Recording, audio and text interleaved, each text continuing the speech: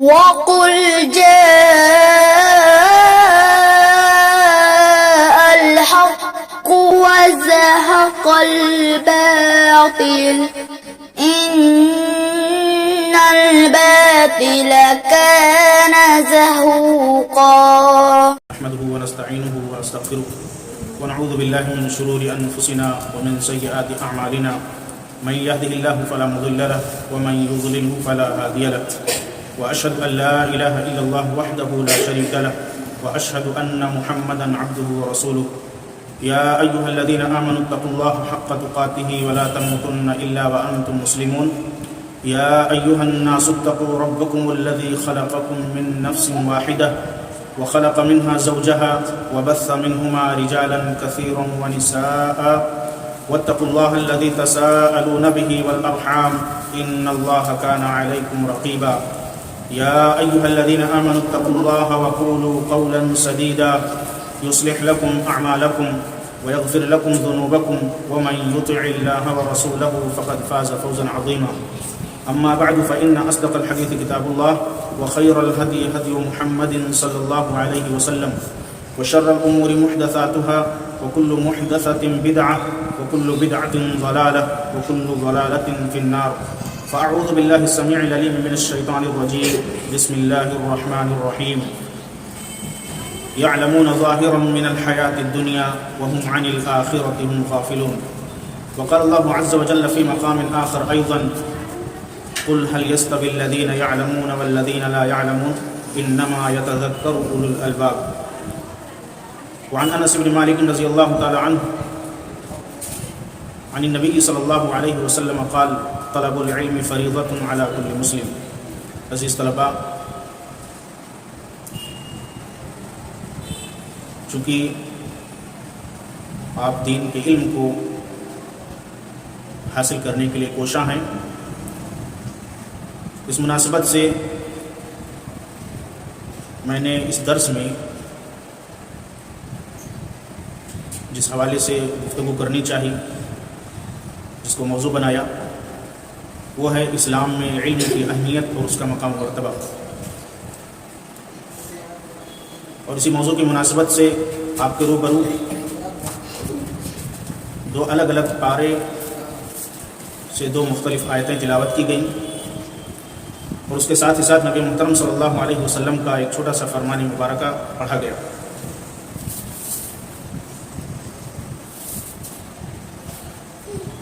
حاضرین، اگر دیکھا جائے تو انسانی زندگی میں جس چیز کی سب سے زیادہ ضرورت ہے وہ علم ہے، کیونکہ اسی علم ہی کی بنیاد پر انسان اپنے تمام چھوٹے بڑے کام کو صحیح طور پہ انجام دیتا ہے. اگر صحیح معلومات نہ ہو، کسی چیز کے تعلق سے صحیح علم نہ ہو، تو انسان یا تو اس کام کو بالکل کر ہی نہیں پاتا ہے، یا ادھورے علم کی بنیاد پر اس کام کو صحیح سے کرنے کے بجائے اور خراب کر دیتا ہے. مثال کے طور پہ یہ پنکھا ہے جو ہمیں ہوا دیتا ہے، ہماری گرمی کو دور کرتا ہے، جس سے ہمیں راحت اور سکون ملتا ہے. اگر خراب ہو جائے اور ہمیں اس پنکھے کے تعلق سے کچھ بھی معلومات نہ ہو، اس کے خراب ہونے کے بعد ہم اس کو اتار لیں اور اتارنے کے بعد اس کو ہم بنانے لگیں، تو معلومات نہ ہونے کی وجہ سے ہم اس بات کا امکان بہت کم ہے کہ ہم اس کو بنا لے جائیں، لیکن اس بات کا بہت زیادہ امکان ہے کہ ہم اس کو بالکل خراب بھی کر ڈالیں گے. اگر خرابی کم ہوگی، وائر چھوٹا ہوگا یا چھوٹی موٹی خرابی ہوگی، تو نہ جانکاری کی وجہ سے، نہ معلومات ہونے کی وجہ سے ہم مکمل طرح سے بھی اس کو خراب کر سکتے ہیں. تو علم انسانی زندگی کا بہت اہم رول ہے اور بہت اہم حصہ ہے. اسی کی روشنی میں انسان اپنے تمام کاموں کو انجام دیتا ہے، تو انسان کا تمام کام مکمل ہوتا ہے اور ناقص نہیں ہوتا ہے. اس علم کے حوالے سے اللہ تبارک و تعالیٰ نے 21واں پارہ سورہ روم آیت نمبر 7 میں ارشاد فرمایا، اور اس آیت کریمہ میں اللہ تبارک و تعالیٰ نے دنیا والوں کا تذکرہ کیا کہ دنیا والے دین کے علم کے تعلق سے کتنے دور ہیں، آخرت کو کامیاب بنانے کے حوالے سے ان کے ہاں جو معلومات ہونی چاہیے، جو علم ہونا چاہیے، اس سے کتنے غافل ہیں۔ اور ساتھ ہی ساتھ اسی آیت میں اللہ تبارک و تعالیٰ نے اس بات کی بھی وضاحت کی ہے کہ دنیا والے دنیاوی چیزوں میں کس قدر معلومات رکھتے ہیں کہ آپ اس کا اندازہ نہیں لگا سکتے۔ اللہ فرماتے ہیں یعلمون ظاہرا من الحیات الدنیا، کہ دنیا والے دنیاوی زندگی کے ظاہر کو خوب جانتے ہیں، یہاں تک کہ اتنے ماہر ہیں کہ علامہ حسن بصری رحمہ اللہ علیہ اس آیت کے ضمن میں نقل کرتے ہیں،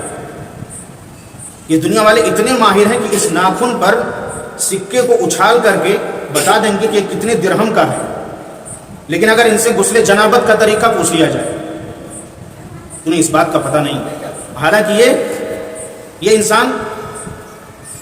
جس کو دین کا علم ہونا چاہیے، جس کو دین کی معلومات ہونی چاہیے، جس کو دین کی روشنی میں اپنی زندگی کو گزارنا چاہیے، اس انسان کی حالت یہ ہے کہ دنیا کو تو وہ اتنا جانتا ہے کہ ناخن پر وہ سکے کو اچھال کر اس کا وزن بتانے پر قدرت رکھتا ہے، لیکن ناپاکی کا غسل کیسے کیا جاتا ہے اس کا اسے پتہ نہیں ہے۔ اور حالت یہاں تک پہنچ چکی ہے کہ 8 بچوں کا باپ ہو چکا ہے، لیکن زندگی آدھی سے زیادہ گزر چکی ہے اور ناپاکی میں اس کی زندگی کٹ رہی ہے۔ اتنی مہارت یہ رکھتا ہے دنیاوی علوم کے تعلق سے،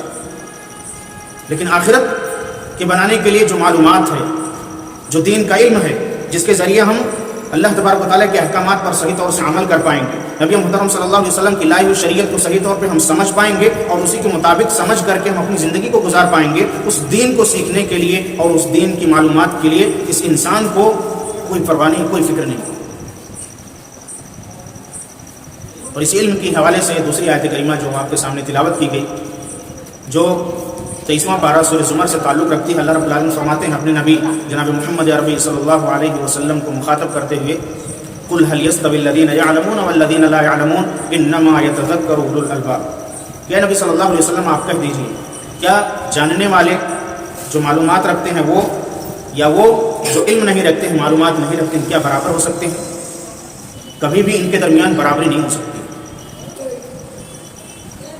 اس آیت کریمہ کے ٹکڑے پر اگر ہم غور کریں تو ہمیں پتہ چلتا ہے کہ اس آیت میں اللہ تبارک و تعالیٰ نے علم کی فضیلت کو بتایا ہے، ساتھ ہی ساتھ اس آیت کریمہ کے ٹکڑے میں اللہ تبارک و تعالیٰ نے اہل علم کا رتبہ ذکر کیا ہے کہ ان کا مقام و مرتبہ کیا ہے اور اللہ کی نظر میں ان کی عزت کیا ہے، اور اس علم کی وجہ سے وہ کہاں تک پہنچ سکتے ہیں اور کتنی بلندیاں حاصل کر سکتے ہیں۔ تو اس آیت میں اللہ تبارک و تعالیٰ نے اہل علم کا رتبہ، مقام و مرتبہ اور علم کی فضیلت کو واضح کیا اور اس بات کی مکمل وضاحت کر دی ہے کہ جو لوگ جانکاری رکھتے ہیں، علم رکھتے ہیں، وہ اور جن کے پاس جانکاری اور معلومات نہیں، وہ کبھی برابری نہیں کر سکتے ہیں، دونوں کے درمیان کبھی برابری نہیں ہو سکتی۔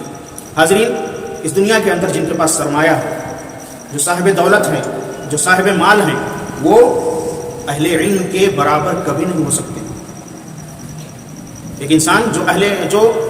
علم والا ہے، جس کے پاس معلومات ہے، خاص طور سے دین کی معلومات ہے، اس کے پاس علم کا ایک خزانہ ہے، اپنے اس علم سے وہ اپنی آخرت کو بھی بنا لے جائے گا اور اپنے اس علم سے انشاءاللہ دنیا جو کہ فانی ہے اس کو بھی کاٹ لے جائے گا، اور اس علم کی بنیاد پر وہ انسان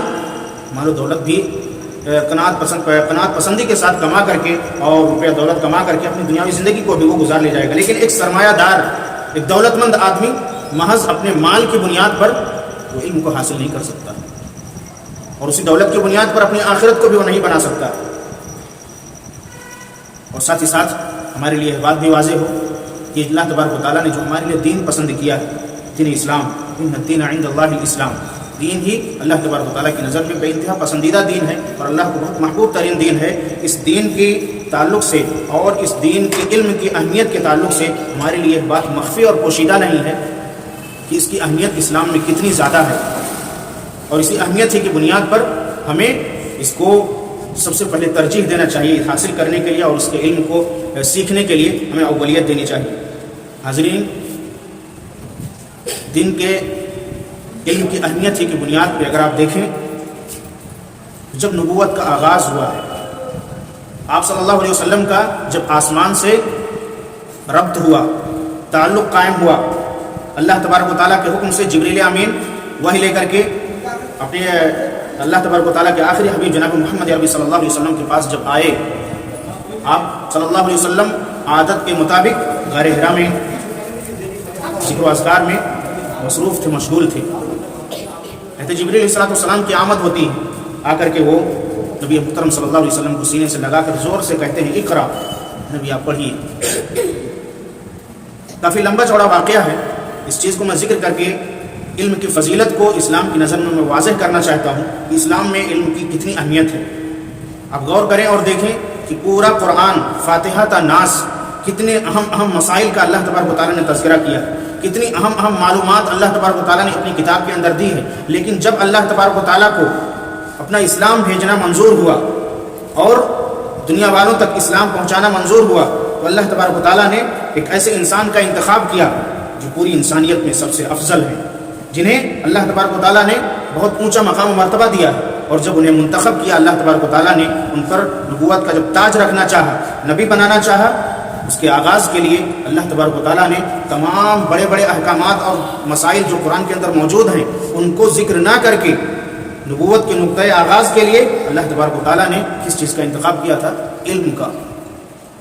جس کی شہادت 30واں پارہ سورۃ العلق کی ابتدائی 5 آیتیں، اقرأ بسم ربک الذی خلق خلق الانسان من علق اقرأ وربک الاکرم الذی علم بالقلم علم الانسان ما لم یعلم، یہ 5 آیتیں نازل ہوئیں، اسلام کی آمد ہوئی اور نبی محترم صلی اللہ علیہ وسلم نبی بنا دیے گئے۔ آپ ان 5 آیتوں کے تعلق سے اگر غور کریں تو ان 5 آیتوں میں سے پہلی آیت کریمہ کا پہلا لفظ اس بات کا پتہ دیتا ہے کہ اسلام میں علم کی کتنی اہمیت ہے۔ وہ پہلا لفظ کیا ہے؟ اقرا، پڑھیے، معلومات حاصل کریے۔ عمل کرنے سے پہلے آپ کو سیکھنا ہے، آپ کو دین کا علم حاصل کرنا ہے، آپ کو معلومات حاصل کرنی ہے، کیونکہ اگر بغیر علم کے ہم عمل کرنا شروع کر دیں، ہمارا وہ عمل علم نہ ہونے کی بنیاد پر ادھورا بھی رہ سکتا ہے، ہم اس میں غلطی بھی کر سکتے ہیں اور ہم اس کے ذریعے گناہ کا ارتکاب بھی کر سکتے ہیں، کیونکہ ہمیں اس کی معلومات صحیح طور پر نہیں ہے۔ لیکن جب علم کی روشنی میں وہ عمل ہوگا تو ہمارے لیے ثواب کا ذریعہ بھی بنے گا اور اس عمل کے ذریعے انشاءاللہ ہمیں بھی فائدہ پہنچے گا، اور جب لوگ دیکھیں گے اس عمل کو کرتے ہوئے تو ان کو بھی صحیح طریقہ پتہ چلے گا اور صحیح راستہ معلوم ہوگا۔ حاضرین، غور کرنے کا مقام ہے کہ وہ عرب قوم جو دنیا کی نظر میں ان پڑھ قوم مانی جاتی تھی، اور آپ صلی اللہ علیہ وسلم بھی اسی عرب قوم میں سے ہیں، آپ بھی امی ہیں، آپ کو بھی پڑھنا لکھنا نہیں آتا ہے۔ اللہ تبارک و تعالیٰ نے جب نبی بنایا تو پہلا حکم جو آپ کو دیا، اقرا، آپ پڑھیے۔ کیا پڑھنا ہے؟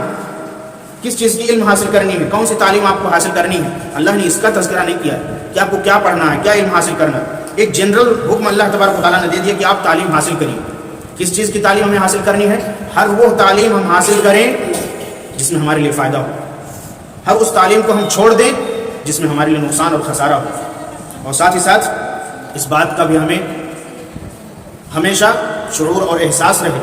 کہ ہمیں سب سے پہلے دین کے علم کو حاصل کرنے کے لیے ترجیح دینا ہے، اور اس کے بعد دنیا کے جتنے بھی علوم ہیں ان تمام کو ہم حاصل کریں، ہمیں اسلام نہیں روکتا۔ لیکن بسم ربک شرط ہے کہ آپ دین کا علم حاصل کرنے کے بعد دنیا کا جو بھی علم حاصل کریں، بسم ربک اس میں شرط ہونا چاہیے، یعنی آپ دین کا علم حاصل کر لیے، آپ دنیا کا علم حاصل کرنے کے لیے قدم بڑھا رہے ہیں، اب جب دنیا کا علم حاصل کرنے کے لیے آپ نکل پڑے ہیں تو آپ کو اس بات کا ہمیشہ احساس ہونا چاہیے کہ کہیں ہم نے جو دین کا علم حاصل کیا ہے، اس دین کے علم کو کہیں یہ دنیا کا علم ہم سے دور نہ کر دے، کہیں یہ دنیا کا علم ہمیں ہمارے رب سے ناتا اور رشتہ توڑ نہ دے، کہیں ہمارے خالق سے یہ دنیا کا علم دور نہ کر دے۔ تو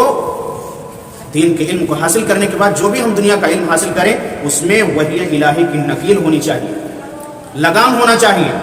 جو ہمیں ہمارے دین سے جوڑے رکھے، ہمارے دین سے دور نہ کرے، ہمارے رب سے دور نہ کرے۔ دنیا کا کوئی بھی علم ہو، اگر دنیا کا وہ علم ہمیں ہمارے رب سے دور کر رہا ہے، ہمارے رب سے دور لے کر کے جا رہا ہے، ہمیں ہمارے دین اسلام سے دور کر رہا ہے، ہماری عبادتیں اس سے چھوٹ رہی ہیں، ہم روزے نماز سے دور جا رہے ہیں، تو دنیا کا علم ہمارے لیے حاصل کرنا ناجائز ہوگا، بھلے ہی وہ کتنا اہم علم ہو۔ لیکن اگر وہ علم ہمیں ہمارے رب سے، ہمارے خالق سے، ہمارے مالک سے اور ہمارے دین سے دور کر رہا ہے، ہمارے قرآن سے دور کر رہا ہے، ہمارے اسلام سے دور کر رہا ہے، وہ دنیا کا علم ہمارے لیے جائز اور درست نہیں ہو سکتا، بھلے وہ کتنا پاورفل علم ہو۔ اسلام اس کی اجازت نہیں دیتا ہے کہ اس علم کو حاصل کیا جائے۔ حاضرین، سورۃ العلق کی جب یہ ابتدائی آیت نازل ہو گئی، آپ صلی اللہ علیہ وسلم کو نبی بنا دیا گیا، دھیرے دھیرے آپ صلی اللہ علیہ وسلم نے اسلام کو پھیلانا شروع کیا، اور لوگوں میں اسلام کے پھیلانے کے ساتھ ساتھ، دین کی طرف بلانے کے ساتھ ساتھ علم کو حاصل کرنے کا جذبہ ان کے یہاں پیدا کرنا شروع کیا کہ پہلے دین کا علم حاصل کیا جائے، دین کو سیکھا جائے۔ جس کے لیے آپ صلی اللہ علیہ وسلم نے اپنے ماننے والوں کو، اپنے ساتھیوں کو نصیحت کی، جس کو آپ صلی اللہ علیہ وسلم نے اپنے فرمان میں ذکر کیا۔ حدیث کے راوی جلیل القدر صحابی رسول خادم رسول حضرت انس بن مالک رضی اللہ تعالیٰ عنہ بیان فرماتے ہیں کہ آپ صلی اللہ علیہ وسلم نے ارشاد فرمایا، طلب العلم فریضۃ علی کل مسلم، کہ دین کا علم حاصل کرنا ہر مسلمان مرد عورت کے اوپر فرض ہے، لازمی ہے، ضروری ہے، کوئی اس سے دوری اختیار نہیں کر سکتا۔ دین کا علم سیکھنا ہر انسان کے لیے لازمی و ضروری ہے، چاہے وہ مرد ہو یا عورت ہو۔ اور میرے بھائیو، عہد نبوت کو آپ دیکھیے، آپ صلی اللہ علیہ وسلم نے جب یہ بات لوگوں میں پھیلائی کہ دین کا علم حاصل کرنا ہر انسان کے لیے ضروری ہے، مرد ہو یا عورت ہو، آپ عہد نبوت کو پڑھیے کہ اسلام کی ابھی شروعات ہوئی تھی، اسلام کا آغاز تھا۔ آپ صلی اللہ علیہ وسلم نے جب علم کی اہمیت کو لوگوں میں پھیلایا اور اس کی طرف لوگوں کو رغبت دلائی، تو آپ دیکھیے کیا بچے، کیا نوجوان، کیا بوڑھے، کیا مرد، کیا عورت، کیا غلام، کیا لونڈی، سب کے یہاں علم حاصل کرنے کا شوق آ گیا۔ ہر کوئی علم حاصل کرنے کی تڑپ اپنے دل میں پاتا تھا، اپنے دل میں لگن اور شوق لیے پھرتا تھا کہ میں دین کا علم حاصل کروں گا۔ کسی کو اپنی عمر نہیں دکھائی دے رہی تھی کہ میری عمر 50 کی ہو گئی ہے، میں 40 کا ہو گیا ہوں، میرے بچے ہو گئے ہیں، یہ نہیں کوئی دیکھ رہا تھا۔ بچے، بوڑھے، جوان، مرد، عورت، غلام، لونڈی، سب علم کے متلاشی بن گئے، علم سیکھنے کے لیے فکر مند ہو گئے۔ کتنے لوگوں کے واقعات ایسے آتے ہیں جن کی شادیاں ہو چکی تھیں، جن کی بیویاں تھیں، جن کے بچے تھے، لیکن پھر بھی آپ صلی اللہ علیہ وسلم نے جب لوگوں میں علم کی اہمیت کو واضح کیا اور علم دین کی طرف رغبت دلائی، تو بیوی بچوں کے ہونے کے ساتھ ساتھ لوگوں میں اس قدر شوق آیا کہ لوگ ذریعہ معاش کو بھی اپناتے تھے اور علم دین کو بھی سیکھتے تھے۔ زیادہ واقعات میں نہیں بیان کروں گا۔ دوسرے خلیفہ دوم حضرت عمر بن خطاب رضی اللہ تعالیٰ عنہ وہ اپنا ذاتی واقعہ بیان کرتے ہیں۔ ذاتی واقعہ کیا بیان کرتے ہیں کہ آپ صلی اللہ علیہ وسلم کی جب یہ نصیحت ہوئی اور دین کے علم کو حاصل کرنے کا جب حکم ہوا، تو میرے یہاں اتنی تڑپ ہوئی، میں مسلمان تو ہو چکا تھا، دین کا علم سیکھنے کے لیے میرے دل میں اتنی تڑپ ہوئی کہ میں نے یہ ٹھان لیا کہ میں دین کا علم بھی حاصل کروں گا اور میں تجارت بھی کروں گا، جو میرا کاروبار ہے میں اس کو بھی نہیں چھوڑوں گا۔ جس کے لیے انہوں نے ایک تجویز نکالی، اپنے ایک صحابی دوست کو پکڑا اور ان کو پکڑ کر کے اس بات پر وہ متفق ہوئے کہ کیا ہی بہتر ہوتا کہ ایک دن آپ نبی صلی اللہ علیہ وسلم کی خدمت میں موجود رہتے پورا دن، اور میں اس دن بزنس کے لیے، تجارت کے لیے، کاروبار کے لیے گھر سے باہر نکلتا، اور دوسرے دن میں نبی صلی اللہ علیہ وسلم کی خدمت میں رہتا پورا دن، علم دین سیکھتا، اور اس دن آپ صبح سے لے کے شام تک بزنس، تجارت، کاروبار کے لیے نکلتے، اور شام کے وقت ہم دونوں بیٹھ کر کے آپس میں شیئر کرتے کہ آج آپ نے کیا دین سیکھا ہے، آپ کو نئی چیز دین کے تعلق سے کیا معلوم ہوئی ہے، آپ مجھے بتاتے، میں سیکھ لیتا۔ دوسرے دن جب میں دین سیکھا ہوتا، آپ بزنس کے لیے جاتے، لوٹ کر کے آتے، جب میں آپ کے ساتھ بیٹھتا، میں آپ کو وہ بات بتاتا۔ تو اس طرح سے ہمارا جو ذریعہ معاش ہے اس پر بھی فرق نہیں پڑتا، ہماری تجارت بھی ہوتی، ہمارا کاروبار بھی چلتا رہتا، ہمارے گھریلو ضروریات بھی پورے ہوتے رہتے، اور ہم نبی صلی اللہ علیہ وسلم کی کسی بات سے، دین کے کسی علم سے ہم محروم نہیں رہتے۔ اور اسی بات پر دونوں لوگ متفق ہو گئے اور یہ طریقہ اپنا لیا۔ ایسے کتنے واقعات ملتے ہیں کہ دین کے علم کو سیکھنے کے لیے جب آپ صلی اللہ علیہ وسلم نے لوگوں میں رغبت دلائی تو کس قدر دین کے متلاشی ہو گئے اور دین کا علم سیکھنے کے لیے تیار ہو گئے، کہ ایسے ایسے عجیب و غریب واقعات ملتے ہیں کہ جس کو ہم سن کر کے حیران ہو جائیں گے۔ جلیل القدر صحابی رسول کہتے ہیں ابو ہریرہ رضی اللہ تعالیٰ عنہ، وہ بھی دارالعلوم محمدی کے شاگرد ہیں۔ مسجد نبوی کے سامنے ایک چبوترا تھا، سائبان بھی نہیں تھا، کوئی سایہ بھی نہیں تھا، لیکن کتنے صحابہ کرام ایسے ہیں جو آپ صلی اللہ علیہ وسلم کے ساتھ کو چھوڑ کر کے جانا گوارا نہیں کرتے تھے کہ اگر گئے تو کوئی بات آپ کی زبان سے نکلے گی اور ہم اس کو سننے سے محروم رہ جائیں گے۔ اس چیز کو لے کر کے اور اسی فکر میں وہ ایک پل کے لیے اس چبوترے سے اپنے گھر جانا بھی گوارا نہیں سمجھتے۔ ابو ہریرہ رضی اللہ تعالیٰ عنہ بھی اسی میں سے۔ علم دین سیکھنے کے لیے اتنی تڑپ ہوا کرتی تھی کہ بھوک کی بھی شدت ہوتی تھی، پیاس کی بھی شدت ہوتی تھی، دھول میں لوٹ پیٹ لیتے تھے، دیکھنے میں ایسا لگتا کہ جیسے مرغی کا دورہ پڑا ہوا ہو، لیکن وہ مرغی کا دورہ نہیں ہوتا تھا، علم دین کو سیکھنے کی تڑپ ہوتی تھی کہ چھوڑ کر کے جاؤں گا، نبی کی زبان سے کوئی دین کی بات نکلے گی میں اس سے محروم رہ جاؤں گا۔ اور یہی وجہ ہے، یہی ان کی جستجو تھی اور یہی ان کی محبت تھی علم دین کو سیکھنے کی، کہ آج آپ حدیث کی کتابوں کو کھنگال کر کے دیکھ لیں، سب سے زیادہ حدیثیں جن سے مروی ہیں وہ یہی جلیل القدر صحابی رسول کہتے ابو ہریرہ رضی اللہ تعالیٰ عنہ۔ ایسے بے شمار صحابہ کرام ہیں جنہوں نے نبی صلی اللہ علیہ وسلم کی بات پر عمل کیا اور علم دین کو سیکھنے کے لیے حد درجہ فکر مند ہو گئے۔ حاضرین، علم دین سیکھنا اور سکھانا آپ صلی اللہ علیہ وسلم نے جو بات کہی اس حوالے سے کہ فرض ہے مرد و عورت ہر شخص کے اوپر، ہر مسلمان کے اوپر، اور ساتھ ہی ساتھ اس بات کی بھی تلقین کی علم دین کی اہمیت کی بنیاد پر کہ غلاموں اور لونڈیوں کو بھی دین کا علم دیا جائے، ان کو بھی دین سکھایا جائے، اور اس پر زور دیا اور فضیلت بیان کی ایسے آقا کی کہ جس کے پاس کوئی لونڈی ہو، اپنی اس لونڈی کو وہ دین کا علم سکھائے، دین کا علم سکھانے کے بعد اس کو ادب سکھلائے، اور اس کے بعد اس سے شادی کر لے، نکاح کر لے، تو اس آقا کے لیے دگنا اجر ہے، دگنا بدلہ ہے اس کے لیے۔ یہ فضیلت نبی صلی اللہ علیہ وسلم نے ایک لونڈی کو علم دین سکھانے کی فضیلت آپ صلی اللہ علیہ وسلم نے بیان کی۔ ایسے ہی آپ علم دین کے پاور کو دیکھنا چاہیں، جو علم دین میں جو پاور ہے وہ دنیا کے کسی علم میں نہیں ہے، آپ کہیں سے بھی اس کو ثابت نہیں کر سکتے۔ علم دین کے اندر جو پاور ہے آپ اس کا اندازہ اس چیز سے لگائیے کہ جہاں پر دولت نہیں ہے، جہاں پر مال نہیں ہے، وہاں پر قرآن کی آیتیں مہر کا کام کرتی ہیں، وہاں قرآن کی آیتیں مہر کا کام کرتی ہیں۔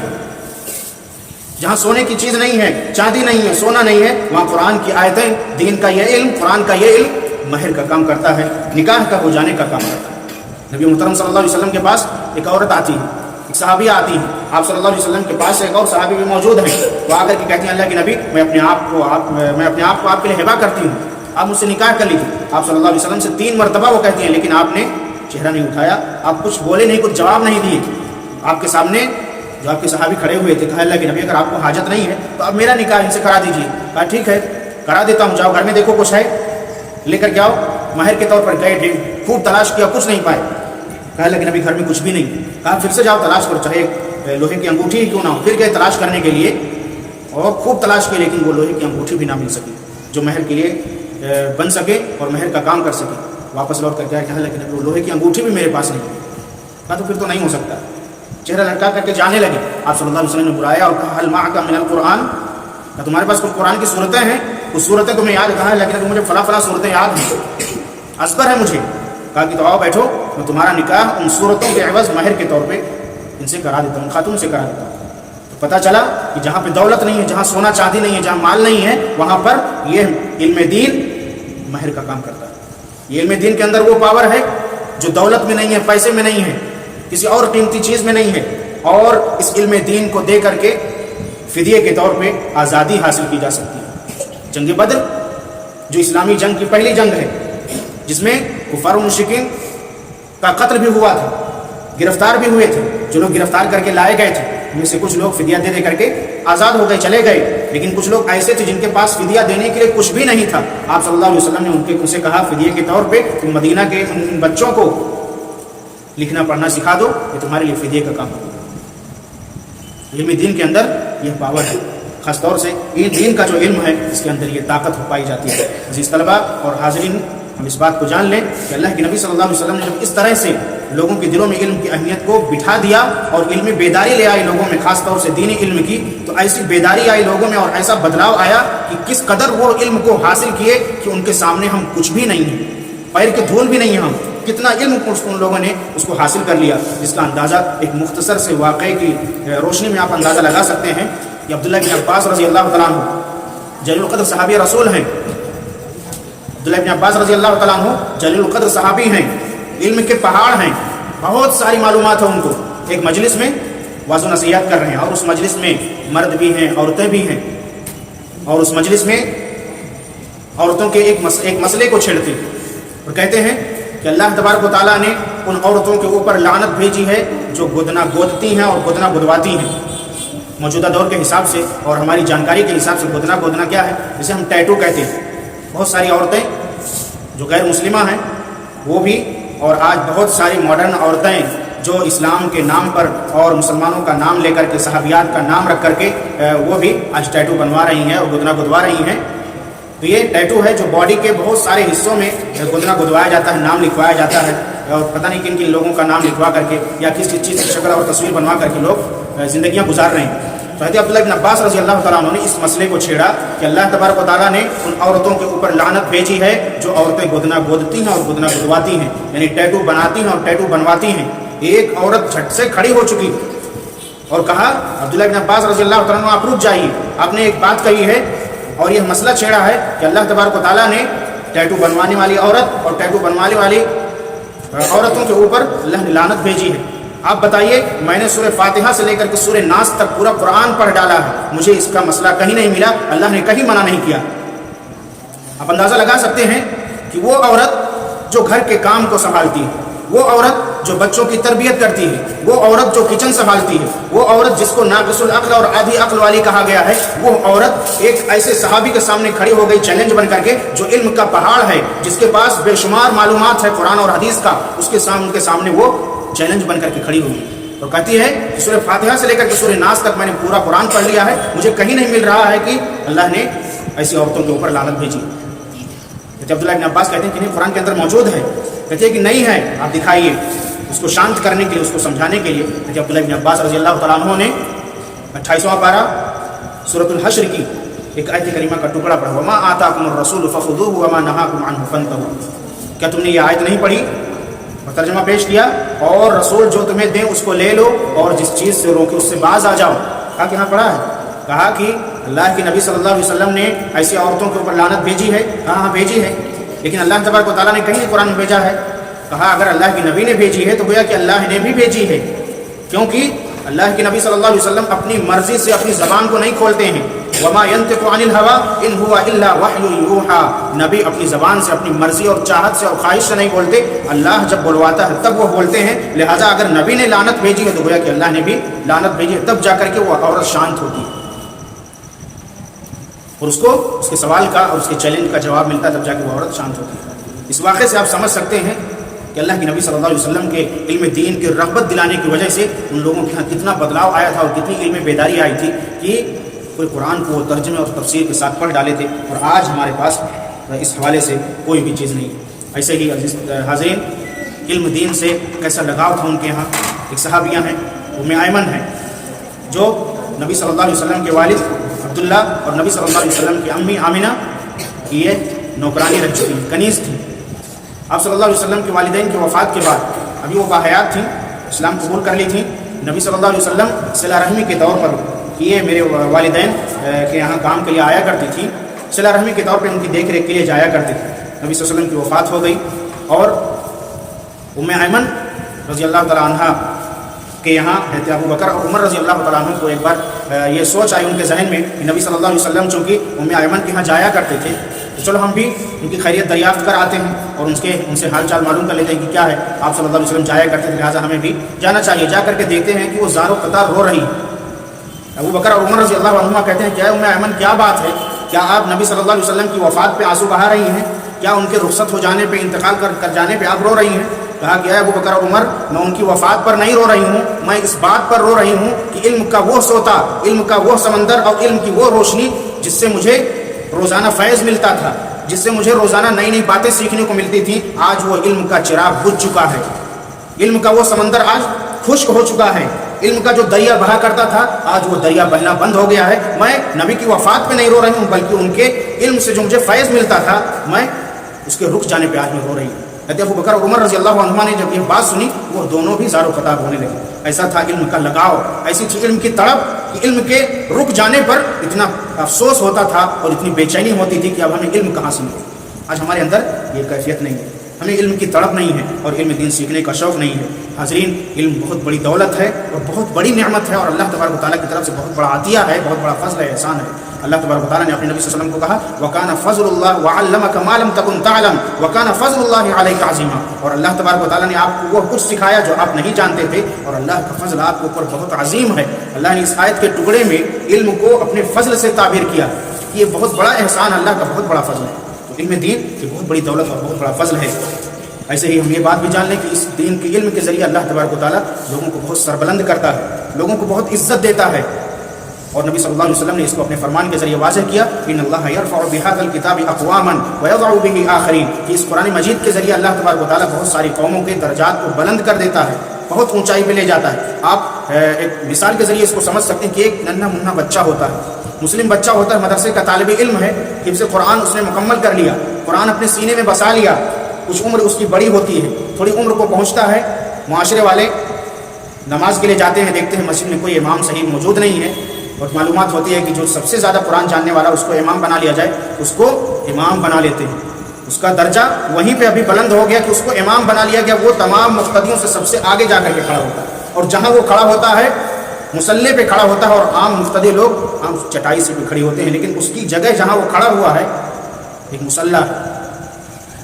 اس جگہ پہ وہ کھڑا ہوا ہے جہاں نبی محترم صلی اللہ علیہ وسلم کھڑا ہوا کرتے تھے۔ جب وہ نماز کے لیے اللہ اکبر کہتا ہے تو معاشرے کا سب سے امیر ترین انسان، سب سے بڑا ڈاکٹر، سب سے بڑا انجینئر بھی اس کے اللہ اکبر پہ اپنی گردن کو جھکاتا ہے۔ جب وہ اللہ اکبر کہتا ہے تو معاشرے کا سب سے بڑا امیر آدمی اپنے سر کو سجدے میں ٹیکتا ہے، اللہ اکبر کہنے پر وہ اپنے سر کو سجدے سے اٹھاتا ہے۔ یہ درجہ اس کو کہاں سے ملا ہے کہ اس کی ایک آواز پر امیر سے امیر لوگ اور سارے کے سارے لوگ جھک جاتے ہیں، اس کی ایک آواز پر سارے کے سارے لوگ اپنے سر اٹھاتے ہیں، اس کی آواز پر ہی سارے لوگ سلام پھیرتے ہیں دائیں اور بائیں اور نماز کا خاتمہ کرتے ہیں۔ یہ بلندی اس کو کہاں سے ملی؟ اس قرآن مجید کو اپنے سینے میں بسانے سے ملی۔ نبی صلی اللہ علیہ وسلم کا فرمان صادق ہے، سچا ہے کہ اللہ تبارک و تعالیٰ اس کتاب کے ذریعے لوگوں کے درجات کو اور مقام مرتبے کو بلند کر دیتا ہے۔ حاضرین، یہی نہیں بلکہ دنیا کے اندر تو اللہ اس علم کے ذریعے بلندی دیتا ہی ہے، قبر کے اندر بھی برزخی زندگی بھی اللہ تبارک و تعالیٰ بہت بلند کرتا ہے۔ اب دیکھیے جنگ احد، کیونکہ اسلامی جنگ لڑی گئی تھی، بہت سارے صحابہ اس میں شہید ہوئے تھے۔ جب انہیں دفن کرنے کی باری آئی تو اتنی جگہ نہیں تھی کہ سب شہیدوں کے لیے الگ الگ قبر تیار کی جائے، ایک ایک قبر میں دو دو تین تین شہیدوں کو رکھا جا رہا تھا۔ جب رکھنے اور دفنانے کی باری آئی، صحابہ کرام نے پوچھا اللہ کے نبی صلی اللہ علیہ وسلم قبر میں سب سے پہلے کس کو رکھا جائے؟ آپ صلی اللہ علیہ وسلم نے فرمایا قدموا اکثر للقرآن، اس شہید کو سب سے پہلے زمین میں رکھو، دفن کرو جس کو زیادہ قرآن یاد ہو، جو زیادہ قرآن کا علم رکھتا ہو، جس کو دین کا علم سب سے زیادہ ہو۔ ہمارے دیکھنے میں تو ایک نارمل سی قبر ہے، 2 گز زمین کا ٹکڑا ہے۔ آپ صلی اللہ علیہ وسلم کہتے ہیں کہ جس کو سب سے زیادہ قرآن ہو، یاد ہو، اس کو سب سے پہلے زمین پہ رکھو، پھر اس کے بعد ان کو رکھو، پھر ان کے بعد ان کو رکھو۔ لیکن آپ اندازہ لگا سکتے ہیں دوسری حدیثوں کے ذریعے کہ شہیدوں کے لیے، نیک لوگوں کے لیے، ہمارے لیے تو وہ ایک قبر ہے، لیکن ان کے لیے وہ جنت کی ایک کیاری ہے، ایک ٹکڑا ہے، جہاں سے اللہ تبارک و تعالیٰ کے حکم سے برکتوں کا نزول ہوتا ہے، رحمتوں کا نزول ہوتا ہے، جنت کی کھڑکیاں کھول دی جاتی ہیں، وہ آرام سکون سے لیٹا ہوا ہوتا ہے۔ تو یہ فضیلت اور یہ اولیت جو قبر میں رکھنے کی ہے، آپ صلی اللہ علیہ وسلم نے سب سے پہلے جس کو سب سے زیادہ قرآن یاد ہے، جس کو دین کا سب سے زیادہ علم ہے، اس کو دی۔ یہ برزخی زندگی کا حال ہے۔ قیامت کے دن بھی آپ ایک عالم قرآن کو اور دین کا علم حاصل کرنے والے کو، خاص طور سے جو قرآن کو پڑھتے ہیں، اپنے سینے میں بساتے ہیں، ان کا رتبہ نبی صلی اللہ علیہ وسلم نے فرمایا کہ قیامت کے دن ایک قاری قرآن کو کہا جائے گا تو پڑھتے جا، چڑھتے جا، تیرا درجہ، تیرا رتبہ، تیرا مقام وہ ہوگا جہاں جا کر کے تیری آخری تلاوت ختم ہوگی، وہ تیرا مقام مرتبہ ہوگا، وہ تیرا درجہ ہوگا۔ تو دنیا میں بھی اللہ تبارک و تعالیٰ سربلندی عطا کرتا ہے، برزخی زندگی میں بھی اللہ اس علم دین کے حصول کے بعد کامیابی دیتا ہے، اور ساتھ ہی ساتھ اللہ تبارک و تعالیٰ اس قرآن کے علم کو حاصل کرنے سے اللہ قیامت کے دن بھی بلندی عطا کرے گا۔ حاضرین، باتیں بہت زیادہ ہیں علم دین کو سیکھنے اور سکھانے کے حوالے سے، اور علم دین کی اہمیت کے حوالے سے، اور اس بات کو ہم ذہن نشین کر لیں کہ علم اور خاص طور سے علم دین ایک سمندر ہے، ایک دریا ہے، ایک بہت بڑا دریا ہے، اور جب یہ ایک دریا ایک سمندر ہے تو اس سے جتنا حاصل کر لیا جائے کم ہے، بہت کم ہے، بہت تھوڑا۔ حدیثوں کے ذریعے ہمیں پتہ چلتا ہے کہ نبی صلی اللہ علیہ وسلم نے واضح کیا کہ آدم علیہ السلام سے لے کر کے قیامت کی صبح تک جتنے بھی انسان پیدا ہوں گے، اور ان تمام انسانوں کے پاس جتنے بھی علوم ہوں گے، جتنے بھی علم یہ حاصل کریں گے، ان کے علم کی حیثیت ایسی ہی ہے۔ اس کو آپ ایک سورہ کہف کے واقعے کی روشنی میں سمجھیں کہ ان کے علم کی حیثیت ایسے ہی ہے۔ سورہ کہف میں اللہ تبارک و تعالیٰ نے حضرت موسیٰ اور خضر کا واقعہ نقل کیا۔ اس واقعے میں ایک اور واقعہ چھوٹا سا ہے کہ جس میں جب وہ دریا کے کنارے چل رہے تھے، دیکھتے ہیں کہ ایک چڑیا اڑتی ہوئی آتی ہے اور آ کر کے سمندر میں چونچ مارتی ہے۔ چونچ مارنے کے بعد وہ جتنا پانی اس کے چونچ میں آتا ہے اس کو لے کے اڑ جاتی ہے۔ حضرت خضر پوچھتے ہیں کہ موسیٰ کیا تمہیں پتہ چلا کہ اس کو کتنا پانی ملا ہوگا؟ کہا کہ ہاں اتنا تو پتہ چلا کہ جتنا وہ چونچ ماری تھی ایک قطرہ، ایک بوند پانی آیا ہو۔ کہا کہ جانتے ہو آدم علیہ السلام سے لے کر کے قیامت کی صبح تک جتنے بھی انسان آئیں گے اور جتنے بھی علم کو حاصل کریں گے، چاہے وہ کون سے بھی علوم ہوں، ان تمام علموں کی حیثیت اس ایک بوند پانی کی سی ہے جو مچھلی کیا نام ہے، جو چڑیے کے چونچ میں ایک بوند پانی لگا تھا۔ یہ حیثیت ہے دنیا کے لوگوں کے علم کی۔ جب اتنا کم علم ہمیں ملا ہے، اتنی کم حیثیت ہے، تو ہمیں غرور نہیں ہونا چاہیے۔ اور اللہ نے بھی اس بات کو واضح کر دیا وَمَا أُوتِيتُم مِّنَ الْعِلْمِ إِلَّا قَلِيلًا، کہ لوگوں تمہیں بہت تھوڑا علم دیا گیا، اور اتنے تھوڑے علم دینے کا یہ حال ہے کہ آج ہمارا ملک ہندوستان دنیا کے تمام ممالک میں آج سب سے آگے پہنچ چکا ہے، جو چندریان 3 میں آج سکسیس ہو چکا ہے، چاند پر پہنچ چکا ہے، اور وہاں پر وہ لینڈ ہو کر اس بات کو ثابت کر دیا ہے کہ ہم اور ملک کے مقابلے میں آگے ہیں۔ تو اس تھوڑے علم کا نتیجہ ہے کہ آج انسان چاند پہ جا رہا ہے، آج اپنی باتوں کو ہزاروں میل دور پہنچا رہا ہے بغیر کسی کنیکشن کے، بغیر کسی رابطے کے. وہ موبائل فون کے ذریعے منٹوں میں، لمحوں میں اپنی باتوں کو ریفر کر رہا ہے، پہنچا رہا ہے. یہ تھوڑے علم کا نتیجہ ہے. تو جب تھوڑا علم ہے تو علم کا ہمیں غرور نہیں ہونا چاہیے، گھمنڈ نہیں ہونا چاہیے، کیونکہ علم کا گھمنڈ انسان کو جنت سے بھی محروم کر دے. ابلیس کو معمولی معلومات نہیں تھی، کیوں وہ سجدہ نہیں کیا؟ اپنے علم کا استعمال کیا اور کہا اللہ تبارک و تعالیٰ تو نے مجھے آگ سے بنایا ہے، آگ کی فطرت ہے اوپر اٹھنا، اس کے شعلے اوپر بلند ہوتے ہیں. مٹی کی فطرت نیچے رہنا، ایک اوپر اٹھنے والی چیز نیچے پست رہنے والی چیز کا سجدہ کیوں کرے؟ اللہ نے کیا کہا؟ فخرج فإنک رجیم، تو نکل جا، مردود ہے. قیامت تک کے لیے اللہ تبارک و تعالیٰ نے لعنت بھیجی ہے. اور وہ ابلیس قیامت کے دن اللہ کی اس نعمتوں سے بھری ہوئی جنت میں نہیں داخل ہوگا، بلکہ وہ جہنم کا مستحق ہوگا. نہ علم کا استعمال کیا تھا اس نے. قارون بھی بتا رہا تھا کہ میرے پاس یہ جو سارے خزانے آئے ہیں میں نے اپنے علم کی بنیاد پر کمایا ہے. انما اوتیتہ علی علم عندی، یہ ساری چیزیں مجھے علم کی بنیاد پر ملی ہیں. اللہ کو اس کی عادہ پسند نہیں آئی. فخسفنا به وبداره الارض، اللہ نے اس کے غرور کو توڑنے کے لیے زمین میں دھسا دیا اور ہم لوگوں کے لیے اسے عبرت اور نصیحت بنا دیا. ایسے ہی بہت ساری باتیں ہیں جو ہمیں علم دین کے حوالے سے سمجھنا چاہیے اور علم دین کے سیکھنے کے لیے کوشاں رہنا چاہیے. دنیاوی علوم بھی ہمارے لیے ضروری ہیں، لیکن اولین ترجیح ہماری علم دین کی ہونی چاہیے کہ ہم دین کا علم پہلے حاصل کریں، کیونکہ اس دین کے علم کے ذریعے ہم انشاءاللہ اپنی دنیا کو بھی بنا لیں گے اور آخرت کی زندگی جو ہمیشہ باقی رہنے والی ہے اور بڑی بہتر زندگی ہے، وہ زندگی بھی انشاءاللہ ہماری بن جائے گی. بقیہ جو دنیاوی علوم ہے، علم الحساب ہے، علم الطب ہے، علم سائنس ہے، علم زراعت ہے، ان سب کی بھی معلومات ہمارے لیے ضروری ہے، ورنہ ایک بیمار اپنا علاج نہیں کرا پائے گا، ایک بھوکا آدمی اناج نہیں پائے گا اگر علم زراعت لوگ حاصل کریں. علم الحساب حاصل نہ کریں تو لوگ بہت سارے لین دین میں گڑبڑی کریں گے، لوگ پراپرٹی تقسیم کرنے میں کتنی بےمانیاں کریں گے. تو یہ دنیاوی علوم بھی ہمیں حاصل کرنا ضروری ہے. ضرورت اس بات کی ہے کہ ہم اس تعلق سے فکر مند ہو جائیں، ہم علم دین کے متلاشی ہوں، علم دین کے حاصل کرنے والے بنیں. اور اس بات کی بھی شدید ضرورت ہے کہ ہم اس کو محسوس بھی کریں اور اپنے معاشرے میں دیکھیں. جو بھی بچہ یا جس بھی آدمی کا کوئی بھی بچہ ہو، غربت کی وجہ سے اگر وہ تعلیم سے محروم ہو رہا ہے، خاص طور سے دین کا علم اسے نہیں مل رہا ہے، تو ہم اسے، اگر صاحب ثروت ہیں ہم، اس کو ہم لے لیں، انہیں ہم تعلیم کی ذمہ داری لے کر کے ان کو ہم تعلیم دلائیں. ہمارے لیے صدقہ جاریہ بھی ہوں گے، ثواب جاریہ بھی بنیں گے، اور وہ چل کر کے انشاءاللہ علم دین کے خادم بنیں گے. اور ہماری اس ایک کوشش کے ذریعے بہت سارے لوگوں کے لیے سدھار ہو جائے گا اور لوگ ضلالت و گمراہی سے بچ جائیں گے. اللہ تبارک و تعالیٰ سے دعا ہے کہ اللہ ہمیں کہنے اور سننے سے زیادہ عمل کرنے کی توفیق عطا فرمائے. اللہ تبارک و تعالیٰ ہمیں خاص طور پہ سب سے پہلے دین کا علم حاصل کرنے، اس کے بعد جو دنیاوی علوم ہے ان کو بھی حاصل کرنے کی توفیق عطا فرمائے. آمین. تقبل یا رب العالمین. وآخر دعوانا ان الحمد للہ رب العالمین. السلام علیکم ورحمۃ اللہ وبرکاتہ.